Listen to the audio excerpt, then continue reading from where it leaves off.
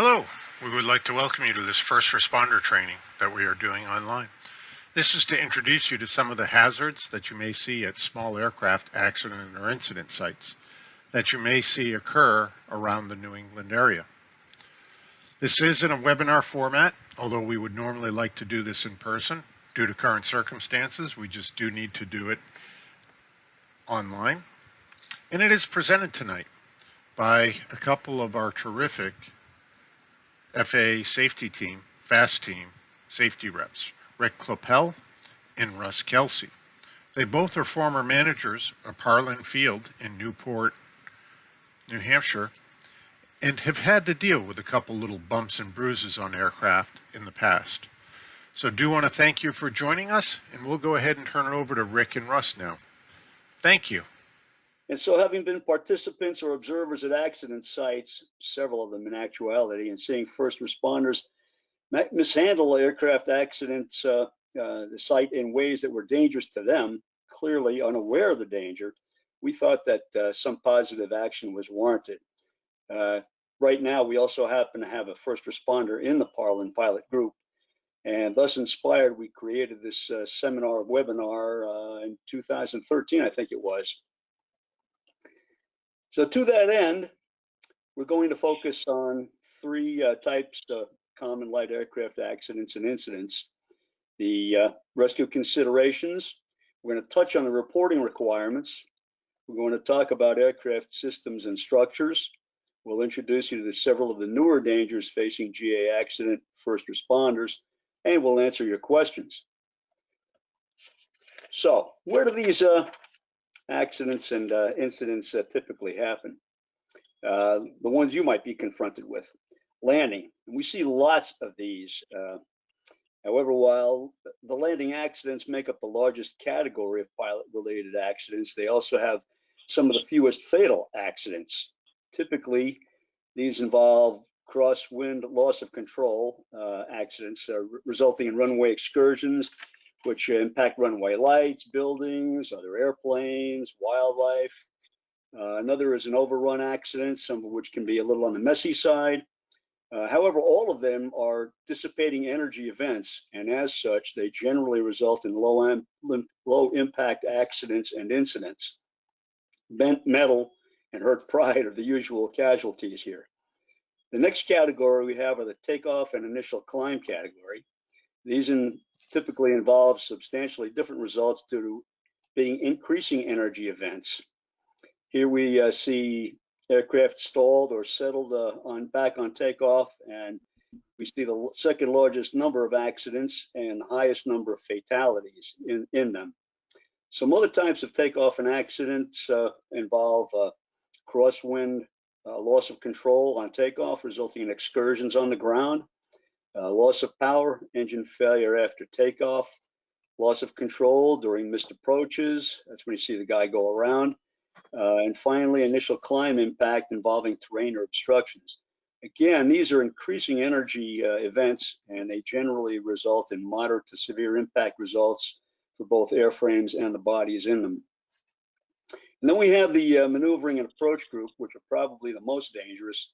They may be seen on or close to an airport. We're going to describe that in a little bit more detail, but in a traffic pattern, and if you're not familiar with a traffic pattern, think of a rectangle. Pilots typically use three sides of the rectangle, flying a downwind leg, which is pretty self-explanatory, and we tend to make a 90-degree turn to what's called a base leg, and finally another 90-degree turn to final approach, where we line up with the runway approximately into the wind. At the base leg to final approach turn is a particularly dangerous one, particularly where the overshoot of the runway center line occurs and the pilot attempts to correct for it. That's where we see stall spin accidents close to the ground. They are virtually impossible to recover from. They're a very high energy event. They're almost invariably fatal. I think it's something over 90%. And they mostly happen on very nice days, unfortunately.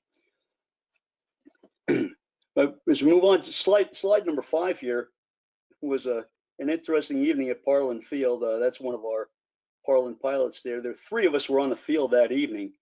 And this particular individual misjudged the the length and his abilities, he couldn't stop. It is a 1,950-foot turf runway. He skidded off the end of the runway, hitting a runway cone that you can see upended there in the process, and impacted that large tree. And they are very large trees at the end of the field. There were no injuries. The fuel cell was not compromised.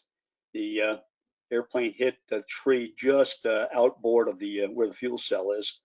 Once the passengers were cared for, they were out of the airplane by the time we arrived on the site, which was within 2 minutes, and they were outside of the airplane. A mom and dad, and two 11-year-old twins. They were outside sitting on the grass. Once the site, the people were cared for, and we secured the site, the authorities were notified, and finally airport personnel handled the scene and removed the aircraft.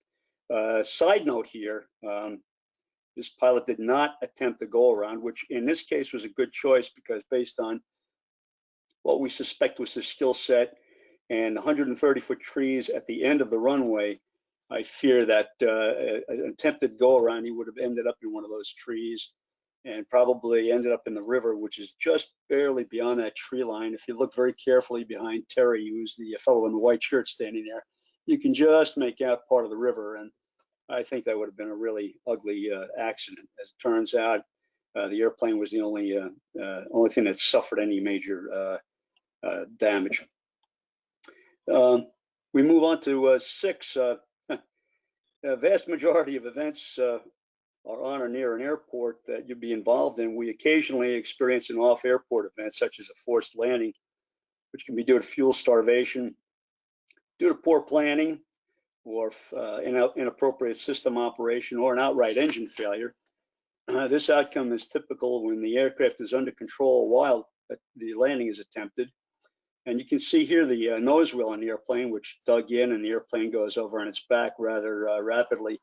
The stopping distance is short. The energy is dissipated over that very short distance. So you can imagine the typical glide speed in this kind of a case of an airplane with a failed engine is somewhere between, round numbers, 65 to 75 miles an hour. And you can see the stopping distance in this particular frame here, about 2 aircraft lengths, rather rapid deceleration, in which case injuries are quite possible. The pilot, if he's conscious, is going to be disoriented because the plane is upside down. Good possibility of a fuel spill and subsequent fire hazard if not caused by fuel exhaustion. I was at an event many years ago in a cornfield airport, actually, a beautiful airport, and the individual was flying a tailwheel airplane with his son-in-law, who was a non-pilot, had a medical event. The son-in-law attempted to land the airplane, and the airplane ended up about like you see here. He didn't quite make it to the beautiful runway. And the gentleman who had the medical event had a further medical event because he had been chewing gum, which was lodged in his throat, and no one noticed that. No one would have anticipated that. It wasn't their fault. And well, it resulted in severe brain damage, and about 2 weeks later, the gentleman passed. So very strange things can happen in these events.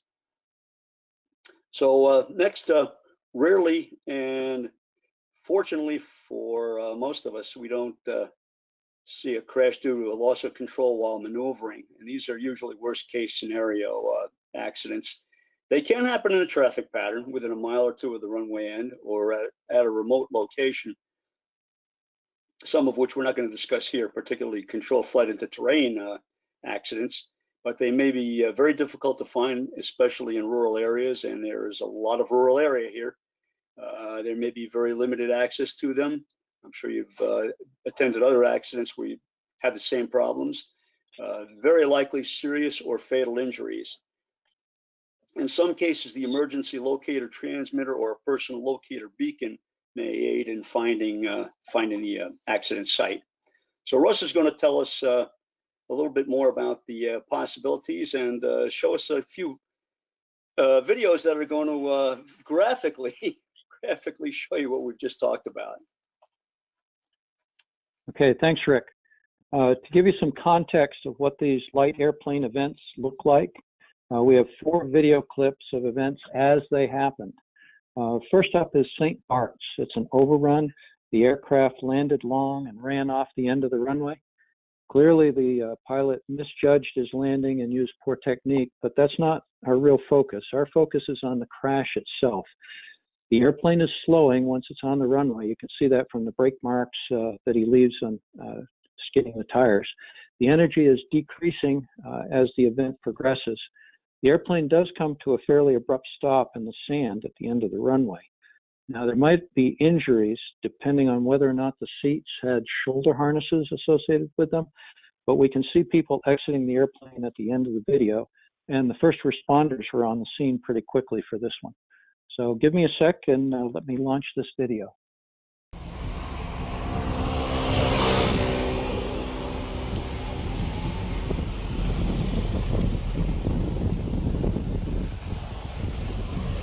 I hope.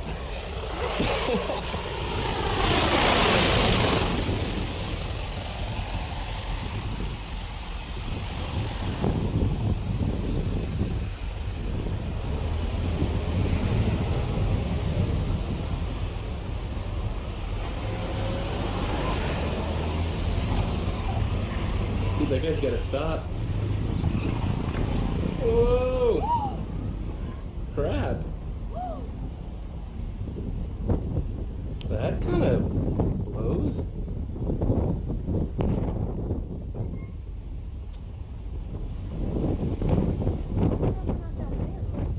Yeah, no kidding.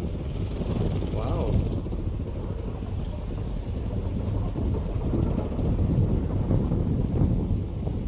Well, that's an interesting one to get on tape anyway.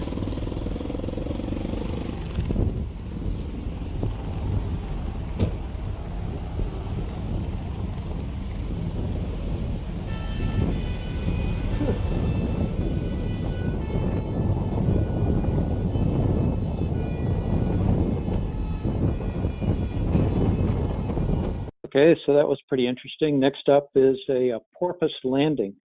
On landing, this aircraft bounces down the runway and the landing gear eventually fails. It's very likely that the pilot landed too fast, bounced the landing, and tried to recover from the bounce. During the recovery, which was not initiated particularly well probably, resulted in a pilot-induced oscillation, which we call a porpoise landing. You'll see why when you see the video. The nose gear is not designed to take this kind of stress, and it breaks off and the airplane skids to a stop on its nose. Again, our focus is on the crash itself. The airplane is slowing throughout the event, and the energy is decreasing. Injuries, if there are any, are likely minor. There's a small chance, because the gear broke off, there's a small chance that a fuel line could have been compromised and could present a fire hazard at the site. However, it's likely that the integrity of the fuel system remains largely intact. Again, give me a second to fire up this video and we'll take a look.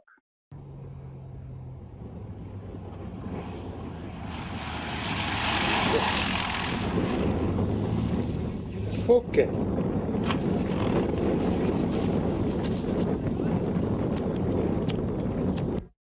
We have a third one, which is a failed takeoff attempt. On this takeoff run, the aircraft fails to gain altitude and crashes into a fence and an earthen berm beyond the end of the runway. Again, our focus is on the crash. The airplane is accelerating. Energy is increasing throughout the event. The engine's running at full power. Because the energy is higher and the energy is increasing, injuries are likely in these kinds of events. And in fact, this particular event had 1 fatal and 2 serious injuries involved, with 3 people on board. The video goes by pretty quickly. It starts slowly, but it ends very quickly. Give me a second to get that started up for you.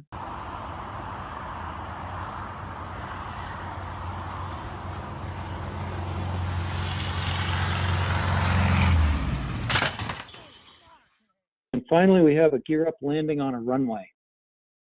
We see these occasionally on the evening news at larger airports with air traffic control towers.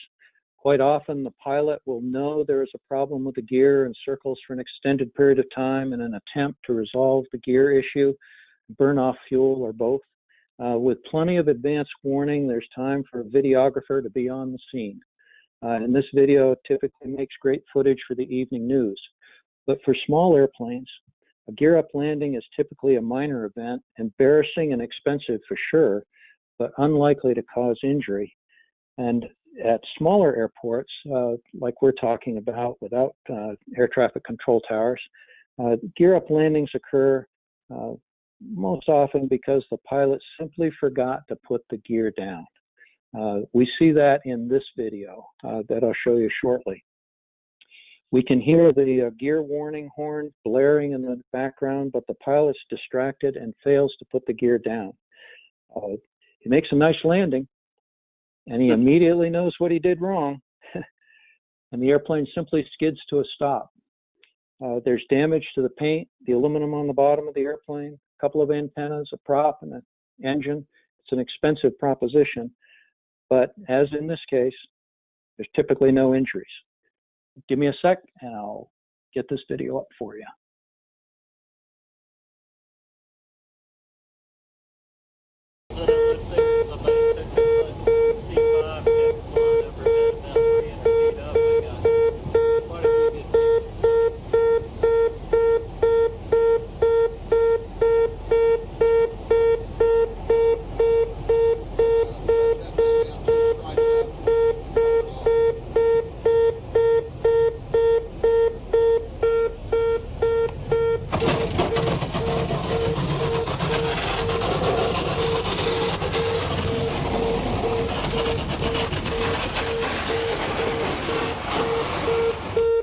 So that should give you an idea of what some of these light aircraft accidents look like as they happen.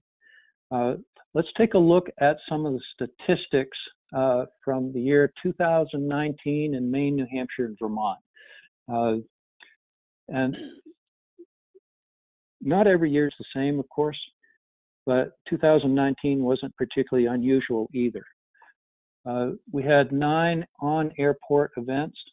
A rejected takeoff where the pilot failed to act quickly enough to stop the airplane that was not going to fly appropriately and ran off the end of the runway with no injuries. We had a hard landing, a bounce, and a porpoise like we've seen in one of the videos. One of those resulted in minor injuries, 2 of them with no injuries. We had loss of directional control on the runway where the pilot loses control of the airplane and the airplane either goes off the one side of the runway or the other, sometimes hits a runway light or whatever. One of those was minor. 3 of them incurred no injuries at all. And we had a helicopter and air taxi. That's when the helicopter is close to the ground and moving across the airport either along a taxiway or some other part of the airport. Lost control of the helicopter resulted in the rollover, which was a serious injury for that pilot. Then we had 4 that are off airport, or at least off the immediate airport area. One was a float plane, which had a mechanical problem with one of the floats on takeoff, resulting in an event. I suppose you could say that it was a seaplane base, and I suppose you could say, well, that's an airport, but we're talking land airports for the most part here. So I classified this one as an off airport. We had one that was an engine failure in flight, resulting in a forced landing in a remote location well away from the airport. Like the image that Rick had showed you in the cornfield, this forced landing resulted in an inverted airplane. Fortunately, there were no injuries on that one, which was good. We had a loss of control on a go-around. This was adjacent to the airport. This is an event that is very similar to a takeoff and initial climb, but this pilot was exceptionally fortunate in that that loss of control resulted in the aircraft settling into trees, and there were no injuries for that pilot. And then finally, a bird strike and a helicopter as the helicopter was on approach to the airport. The bird came through the bubble canopy part of the helicopter, did not hit the pilot. The pilot was able to land on the airport without further incident after that. So that gives you a flavor of the kinds of accidents that we typically see in any year. So the common accident locations, and we keep talking about this, the common accident locations, this happens to be Parlin Field, by the way. The main runway, the paved runway, runs left and right in this image, 3,450 feet long, 50 feet wide. There's a turf runway that runs diagonally here on the left-hand side, about 1,950 feet long, 80 feet wide, maintained as a turf runway. Although we're using this image of Parlin Field as an example, the things that we talk about, the concepts that we talk about here are the same for virtually any airport. Most of the accidents are either going to happen on or adjacent to the runways. In fact, you'll remember that one airplane that was impacted the tree at the end of the runway and tipped over the runway cone. That actually was down at this corner of the turf runway that I'm showing you with the spotlight. So most of these will happen either on or immediately adjacent to the runway, or they'll happen typically within a mile or so of the airport, quite often less than within a mile of the airport, off of the ends of the runway along the extended runway center lines, either one end or the other. Less typically, they'll happen in some location well away from an airport, as we saw in the 2019 data. Access to these events, if they're on the airport or immediately adjacent to the runway, is generally good. I mean, you have road access and you can get to them. However, events that are off of the airport, access varies widely depending on the location. In this case at Parlin Field, for example, if the event happens off the end of the runway on this right-hand side of the photo, there's reasonable access to get to that.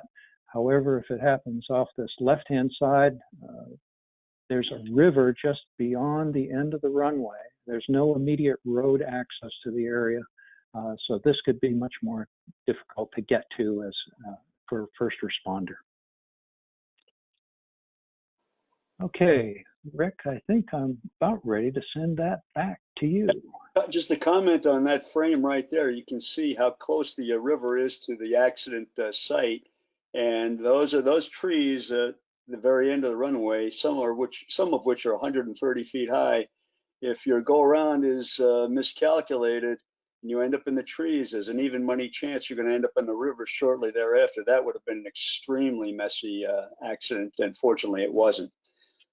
So that said, take a look at rescue and aircraft doors and latches. We got these are ones that you'll likely encounter. Here we have a 1965 Piper Cherokee 180, which is a very popular four-place personal GA aircraft, as well as a much sought-after flight school trainer. Nearly 33,000 of them have been built of various models of the same airplane, many of which are still flying. The blue boxes and the circle deal with the primary door opening latch system. The silver handle is a simple pull toward you that releases the pin and the door striker plate, which is in the upper left box. The keypad in front of the handle is for securing and locking the aircraft when it's not in use. The green outline boxes call attention to the secondary locking mechanism, which is a little bit different than most airplanes, and circled on the top of the fuselage. From the top right down on the right side, we see a close-up of the latch handle. And below that, the latch handle and the latch itself. The bottom box shows the passenger compartment access to the latching mechanism that lies above the right front seat passenger position.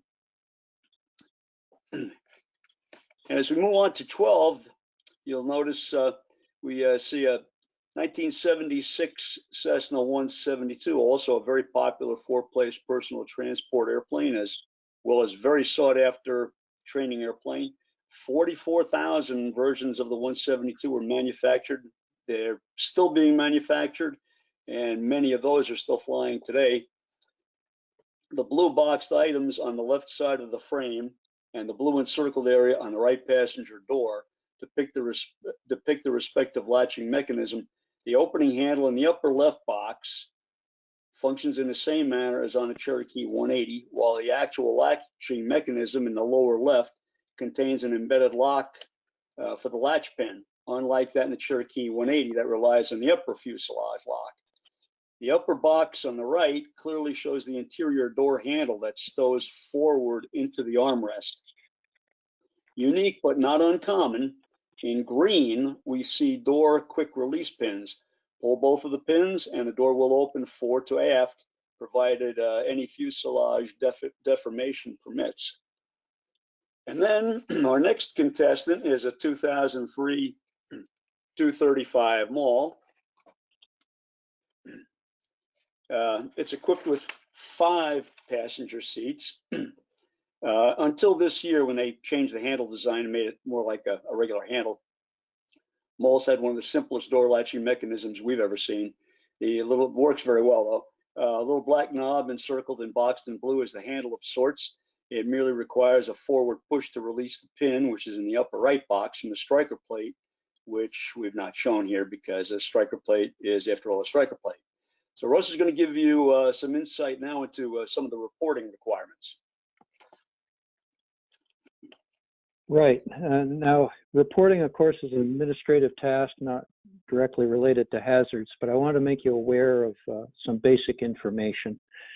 Under Title 49 of Code of Federal Regulations, Part 830, the National Transportation Safety Board has responsibility for investigating aircraft accidents, reportable incidents. The NTSB has specific definitions for accidents, reportable incidents, and non-reportable incidents. Unless the event is high profile, NTSB typically refers that investigation to the FAA, Federal Aviation Administration. In any case, the FAA and the NTSB request that first responders preserve evidence to the extent that is practical for them to do so. Obviously, of course, your first responsibility is rescue and care for the victims, fire suppression, maybe even containment at the site. However, if you have a chance and you can do it, and if you must move controls, switches, and levers and so on, if you can note their position before you move them, that would be great. If you could take pictures of the original positions before moving them, that's even better. And secure the site until investigating officials arrive. One of your handouts, the FAA Advisory Circular 150, 5200-12C, it's available in your handout material, directly addresses this issue. State and local entities may have their own regulations and procedures, and because those vary by jurisdiction, we won't discuss them here. However, I'd encourage you to contact your individual state's Department of Aeronautics for specifics in your area. So to get a sense of what we're talking about, as you saw in one of these earlier pictures, the aircraft on the left is an incident. There are no injuries. There's really no hurry to deal with this. Don't do more damage to the airplane if you can help it. On the right is an accident. There are fatal and serious injuries involved with this. It's important to preserve evidence to the extent practicable at this site. Once the site is secure, I think if it's possible, let airport personnel, investigators handle removal on the material. Okay, Rick, head that back to you. Yeah. So you've seen a couple of the accidents and how they happen, and I bet some of you are at least wondering how the heck they put these airplanes together. We're going to take a look at some of the structures.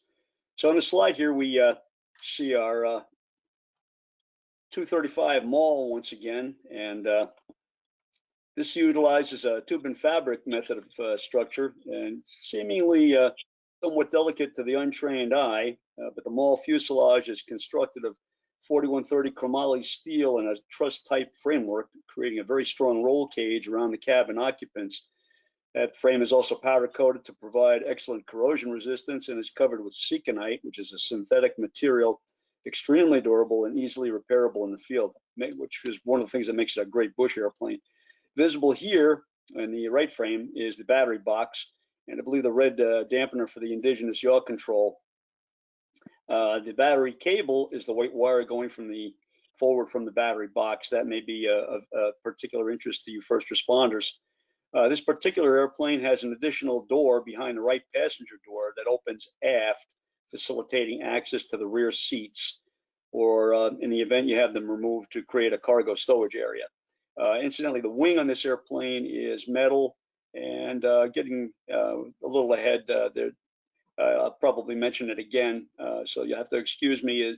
This airplane's actually got 4 fuel tanks in it. We're going to get into that in just a little bit. In the next frame, we have 1947 Cessna 120, an airplane I know all too well. I spent seemingly half of my life putting it back together. It's a 2-place airplane, typically powered by an 85-horse Continental Motors engine. About 7,600 of them were built, the 120 and 140 series models. They were built from the late 40s until 1951. Very heavily used in flight instruction during the period. They remain in the inventory. A substantial number of them remain in the inventory, and for personal pleasure mostly, but a number of them are still used for flight instruction. On top of the fuselage, you can clearly see 2 red fuel caps immediately adjacent to the skylights, and a red anti-collision beacon a little bit farther back on the fuselage body. A small portion of the left aileron with a protective cover is visible in the left extreme of the frame down there. The wing in the lower panel graphically displays the structural integrity inherent in the design. The 2 metal spars run longitudinally from the wing root, that's the closest to the fuselage body, to the tip. One visible under the white tape on the left, in this case, which is the leading edge of the wing. The rear spar is visible on the right or trailing edge of the wing. Each wing on the Cessna 120 has 13 ribs from root to tip. It's a remarkably sturdy structure, and typical of the structure used in an awful lot of light aircraft wings. The fuselage in this airplane, incidentally, is metal. At the inboard or root of the wing, you'll notice the fuel tank with the blue tape for a fuel cap. We had the tape on there because we were painting the fuel tank. The fuel gauge is visible protruding from the wing root next to the little blue cap, which is actually the fuel outflow, which ultimately gets fuel from the wing to the engine, as is the outside air temperature gauge on the air vent assembly, which protrudes out from the leading edge in the lower left part of the frame. That silver thing that's kind of hanging out there. So again, next we take a look once again at the Piper Cherokee, that Cherokee 180 you saw earlier. This internal structure is, as it says, called monocoque, and it's a structural system where loads are supported through an object's external skin, similar to an eggshell. And to be totally accurate here, the 180 Cherokee is semi-monocoque, as it is really a hybrid combining a tensile stressed skin and a compressive structure made up of longerons and ribs or frames.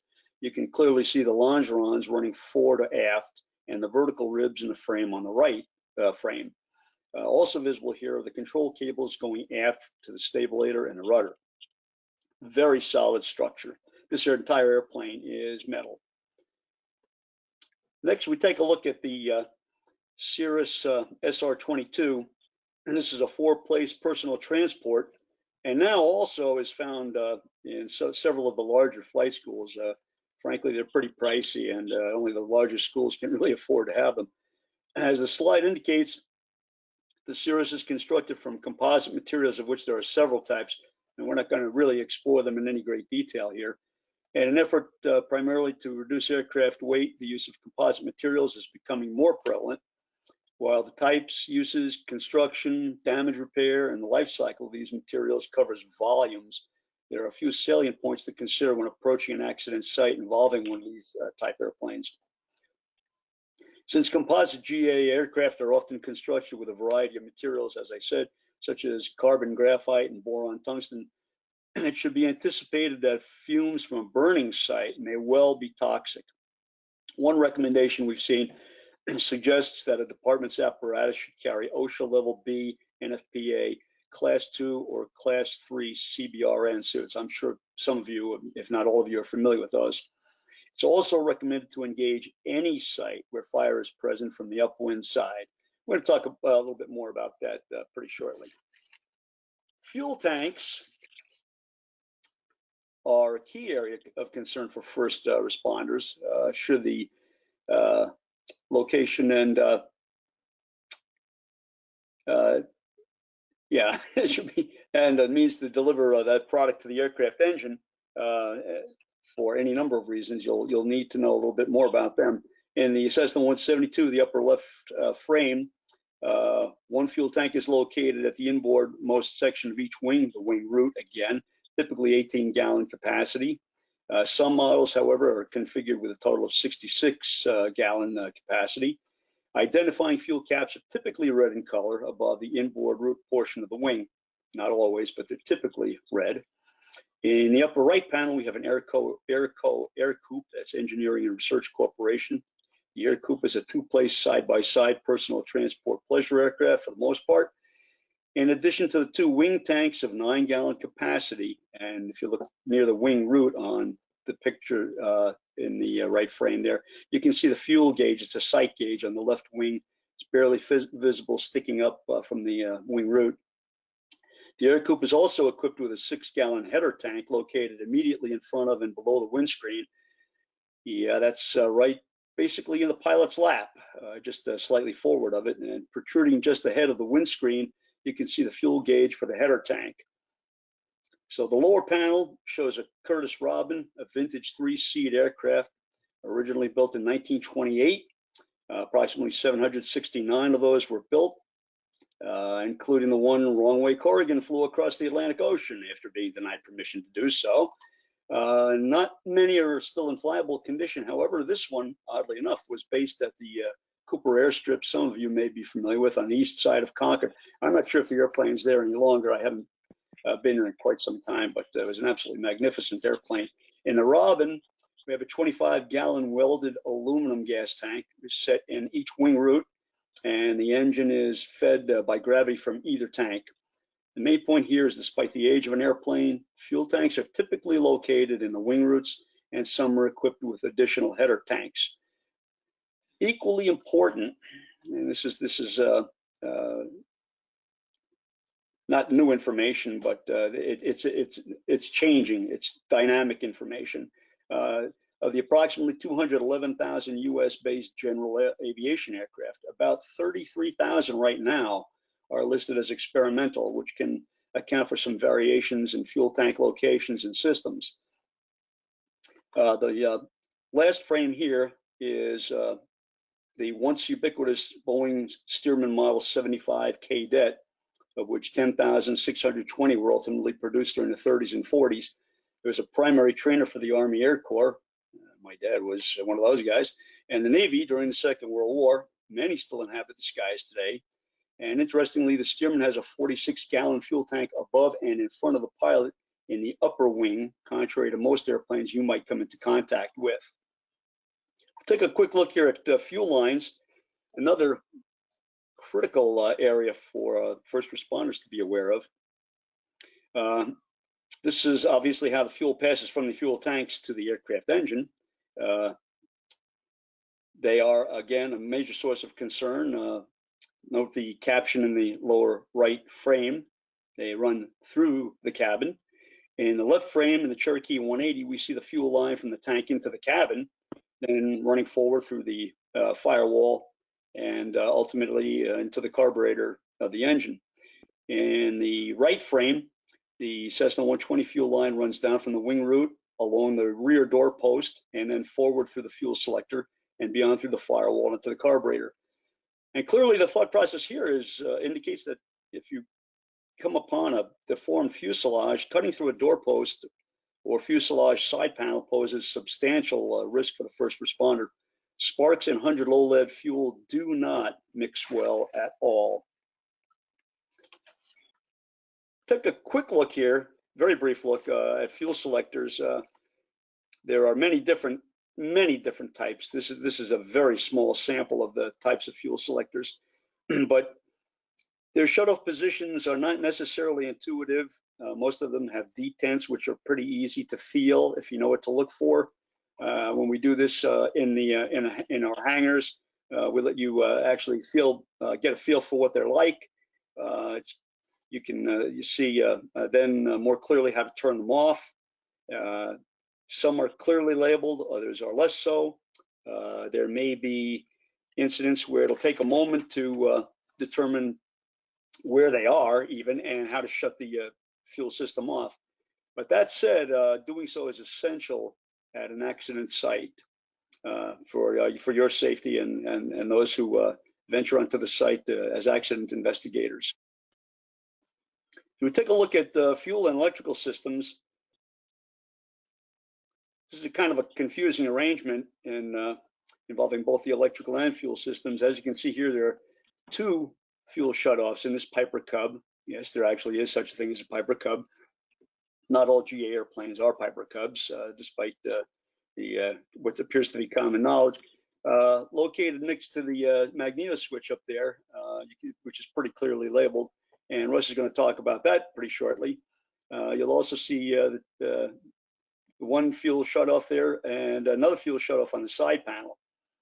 Note also the fuel line here in the Cub, as opposed to the Cessna 120, for instance, the fuel line runs to the forward door post. So that's a little bit different, in fact, considerably different. And they're both similar vintage airplanes. So again, if you approach a deformed airframe, cutting through a door post is usually pretty risky business. So you really need to pay particular attention to that.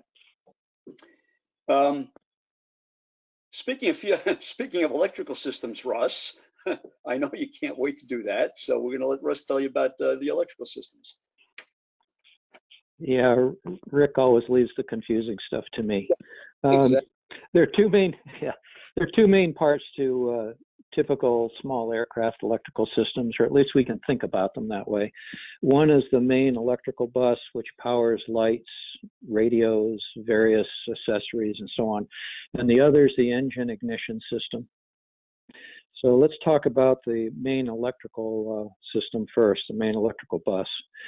A master switch, typically located on the panel close to the pilot, controls power to the electrical bus by activating a solenoid located at or very close to the battery. When the master switch is on, it completes a ground circuit to the solenoid, which closes the solenoid and provides battery power to the main electrical system bus. When the master switch is off, it opens a ground circuit to the solenoid, which opens the solenoid and cuts off power to the electrical bus.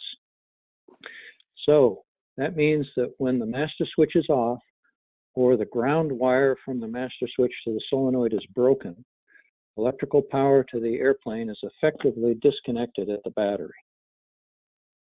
Some newer aircraft, particularly some of the light sport airplanes, operate a little differently, but the main concept is the same. If the master switch is off, power to the main electrical system is disabled. That's fairly straightforward. Let's talk about the engine ignition system. Typically a key switch, which you can see here with the magenta arrows, typically the key switch controls the engine magnetos, not the main electrical system. The key switch is typically located on the panel somewhere within easy reach of the pilot. That key switch may provide a start position for engaging the starter, but the primary purpose of that key switch is to control the magnetos. Most piston aircraft engines, like our typical Lycoming or Continentals, in many of our Cessnas and Pipers and so on, have two magnetos so that if one fails, the other can keep the engine running. And each cylinder has two spark plugs. One plug is connected to one magneto, the other plug is connected to the other magneto. These magnetos operate independently of one another so that one can fail and the other can continue to operate, and you still have spark ignition to that one spark plug in the engine so that the engine can keep running. Magnetos are deactivated by grounding the magneto. The grounding circuit is typically a relatively small gauge wire connected to the magneto and to the key switch, such that when the key switch is in the off position, it grounds the magneto, of course, deactivating it. If either the wire becomes broken or the switch fails, typically the magneto is no longer grounded and can be live. And a failed switch, or particularly a broken wire, is not all that uncommon. That leaves the magneto live and capable of creating spark. So similar to a lawnmower engine, rotating the propeller can start the engine. To assist that starting, typically one of the magnetos has an impulse coupling. The impulse coupling provides a spring-loaded rotation energy to the magneto to assure that the magneto spins quickly enough to provide adequate spark for starting. That spring is timed to release at the optimum point for engine start. That means that the propeller may only need to be rotated a few degrees, might be only 5 degrees or less, to release the impulse coupling and to provide a spark. And the engine might start. For these reasons, particularly at crash sites, you must assume that the magnetos are live and that the engine can start simply by turning the prop a few degrees. Even a kickback or a momentary start can swing the prop with sufficient force to cause serious injury or maybe even a fatal injury. So please, stay away from the propeller. I know it looks like a convenient handle, but don't use it to try to move the aircraft. Once again, some engines, particularly on light sport aircraft, operate a little differently, but our advice is still the same. Stay clear of the propeller. So in summary, if you can, find the master switch and verify that it's in the off position. Find the key switch and turn it off and remove the key. Okay, Rick, back to you for ballistic parachutes. Continuing a little bit there, there are different types of magneto switches also, which may be a little bit confusing. Hopefully we'll get an opportunity to do this in a seminar where you'll have an opportunity to see a few more. And in short, and Russ, I think you said it quite well, but I'm going to say it more bluntly, treat a propeller just like you treat a loaded gun. That's what we tell everybody, and that's probably the best advice you can give anyone. So we take a look here at the ballistic parachutes. We're going to look briefly at that. In fact, we're going to look at in greater length toward the end here. But there are some things with respect to ballistic parachutes that pose very significant risks to first responders, and they're becoming more mainstream in the GA world these days. We looked briefly in the next slide. We looked briefly at the composite structure of the SR-22 Cirrus, which incidentally comes equipped from the factory with a ballistic parachute system. And here we take a closer look at, from the first responder viewpoint, inherent in the Cirrus design is the CAPS, which is the Cirrus airframe parachute system.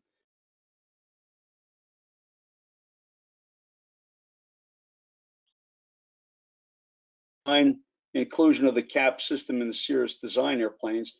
We're beginning to see a number of retrofits in some airplanes in the GA fleet, and this frame shows you what some of them may look like. I don't think the designs have changed all that much. We don't have any data that indicates to us that they look differently. They're just not very well labeled, as you'll see here in a minute. And there's something definitely to look out for. As you can see here, this is a Cessna 172, unquestionably 172, and you can see where the ballistic parachute is, and you also happen to notice that there's virtually no labeling on the outside, on the exterior of the airframe. So I think there's some printing on the parachute itself, and of course you're not going to see that at an accident site. So distinct lack of sufficient warning. There's not going to be anything to tell you it's there. You're going to have to find out maybe the hard way yourself. I hope not. We hope not. And here we look again at the Cirrus we looked at earlier. In the left frame above the numbers 8 and 4, you see some nice small print, very nicely done, so it doesn't make the airframe look ugly. The warning is readable in the right frame. It's about like a 3x5 card. Understand that on a military aircraft, for instance, that entire area would undoubtedly be surrounded by an unmistakable red dashed line indicating potential danger to ground personnel. Not so here. This is the area where the small rocket that propels the parachute will exit the airplane. At an accident site involving a Cirrus, assuming the parachute has not been deployed, and actually Russ has seen one of those, it is imperative to disarm the system and otherwise remain clear of that part of the airframe.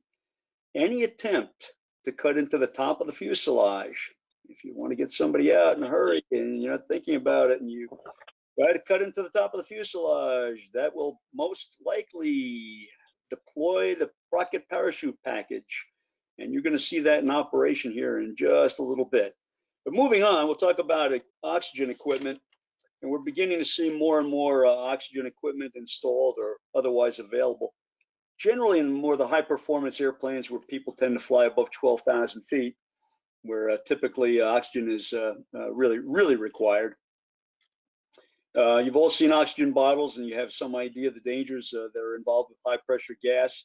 So we're not going to belabor the point, but that said, if there's a system installed, there's no definitive protocol we know for positioning those canisters, and they can be anywhere. And also, we observe now a number of aircraft utilizing portable oxygen bottles and cannulas. And today we also see portable oxygen generators. Obviously, breaching the case in any one of them would provide some pretty unwanted entertainment for your first responders.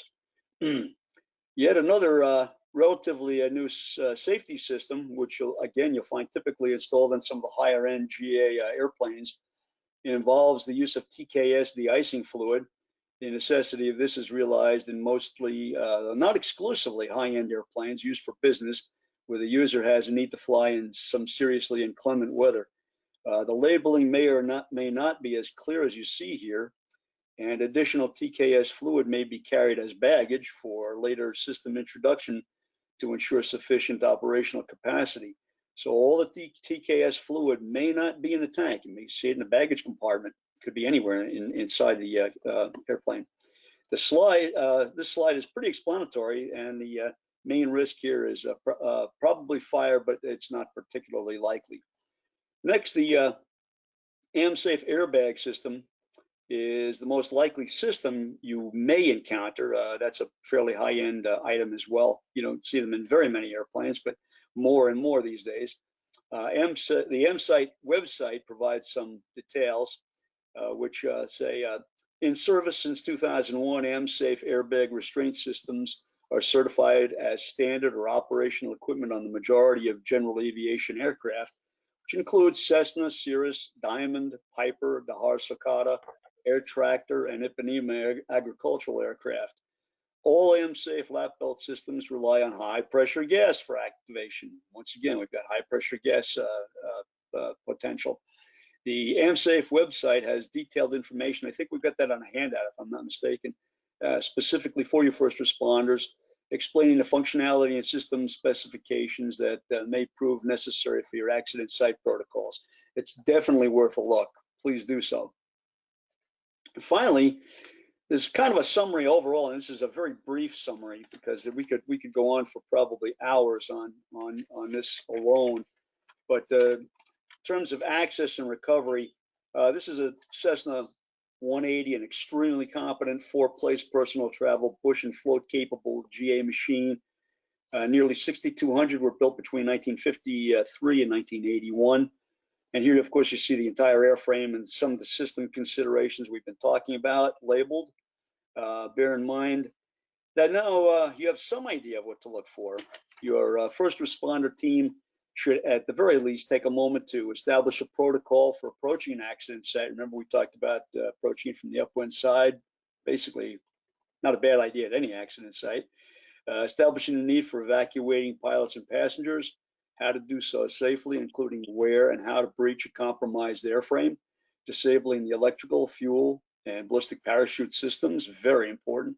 How do you secure the site, and how to photographically provide evidence necessary to establish probable cause of the accident. We've all got cell phones these days, and that's greatly enhanced that capability. How to respond to your notification stream. And finally, how you embellish this format is strictly up to you, but worthy of a little bit of your time and effort. and we'll be certainly happy to help in that regard. So Ross is going to show you a film on. We've talked about the Cirrus design aircraft a couple of times, and now you're going to get to see right from the horse's mouth at Cirrus. Okay, thanks, Rick.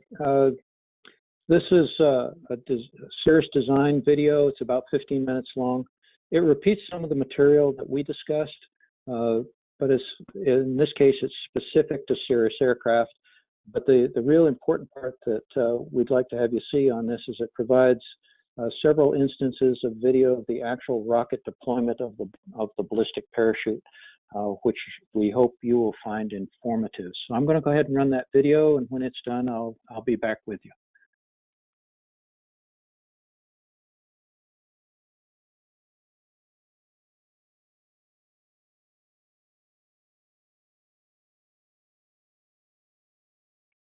So the upshot is that if the parachute has deployed, it's no longer a threat.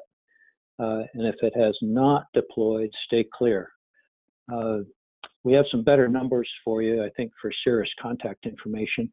And I'd also bring to your attention that we have BRS and AMSAFE handouts for you in the handout section on this webinar. Let me tell you a quick story just as a closeout on a parachute event. This is a sometimes you don't know what you don't know story. And I was at one of our general aviation airports, not my home field, when a light sport aircraft landed hard and collapsed the landing gear. Fire and EMS responded. I stayed out of the way on the ramp, but I recognized the kind of aircraft and I knew that it had a ballistic parachute, and I could see that it had not deployed. The pre-flight checklist for that airplane has the pilot remove a safety pin from the actuator, and at the end of the flight, the post-flight checklist has the pilot reinsert the safety pin. In the distraction of the moment, it would be easy to forget to reinsert that safety pin. Early in the response, when the airport manager came back from the scene, I asked if anyone had replaced the safety pin in the parachute. He knew immediately what I was talking about. He was familiar with the aircraft and went directly back to the scene and verified that the pin was in place. It wasn't, and he had the pilot reinsert the pin. Later, the on-scene fire EMS commander told me that he was completely unaware that any such system existed on small airplanes. Now, there's little reason for most people to know about hazards associated with aircraft accident sites. But for first responders, we want you to know some of the hazards, so hopefully you won't be injured responding to an accident or an incident. Here's the contact numbers. The Cirrus video gave you some numbers, but we've confirmed that this 218-788 number is a better number to use for Cirrus right now. That video is a little old. John, I think I'm ready to turn it back to you. The slide that shows our contact information for both Russ and Rick. Thank you, Russ, and thank you, Rick, for an outstanding job and for that great information, excellent information to help keep safe those people that do their best to keep us safe. So we're going to end the formal part of this presentation at this point. And if you'd like to stick around, feel free. If you have to go, we understand. But if you do stick around, we're going to address some of the questions that have come in, and we'll have a short question and answer session.